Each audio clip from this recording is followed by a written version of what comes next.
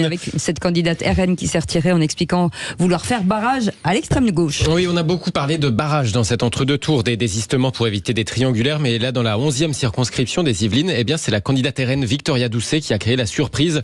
Elle se désiste donc en faveur du candidat UDI soutenu par LR. Laurent Mazory, le Rassemblement national dans le département, explique vouloir faire barrage, je cite, à l'extrême gauche, c'est-à-dire au candidat de la France Insoumise, Nouveau Front Populaire, William Martinet, et puis à son suppléant Ali Rabel, le maire Génération de Trappes. Alors pour en parler, nous sommes en ligne avec Laurent Mazory, candidat UDI soutenu par LR dans les Yvelines et qui bénéficie donc de ce désistement RN. Bonsoir.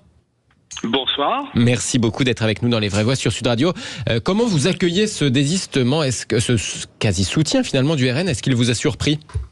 Alors oui, complètement. Il nous a absolument surpris, mais la seule chose qui nous a pas surpris, c'est que la candidate RN est disparue, puisque nous ne l'avons en fait jamais vraiment vue ni découvert pendant le premier tour. C'était une candidate fantôme sur la circonscription, pas de photographie sur les affiches du Rassemblement national sur les panneaux officiels, pas de tract dans nos boîtes aux lettres, pas de vision sur les marchés, pas de contact, pas d'existence.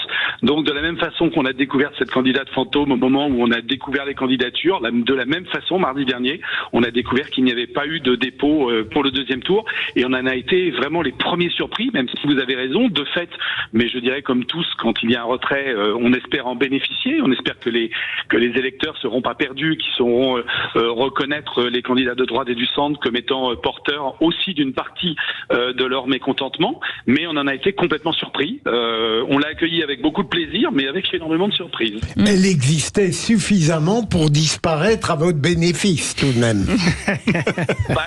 En fait, franchement, si vous la connaissez, si vous la rencontrez, si vous savez où on peut la joindre, je vous assure, je serai le premier heureux de pouvoir la saluer. Mais non, pas du tout. Pour nous, elle n'avait pas d'existence. Je le redis, si vous aviez, nous sommes à la radio, mais si j'avais la possibilité de vous montrer les affiches, vous auriez vu que les affiches de ce premier tour, nous avions Jordan Bardella, Marine Le Pen en gros plan. Il y avait marqué « Votez pour votre Premier ministre » et en tout petit caractère, il y avait le nom de cette candidate qu'on ne connaît pas. D'accord. Ah oui, c'est malin. En tout cas, c'est... Bon, écoutez... marketing politique comme on vend parfois de la téléphonie mobile, voilà. Bon, écoutez... Donc un ralliement de poids pour vous finalement. Voilà. C'est ça, merci.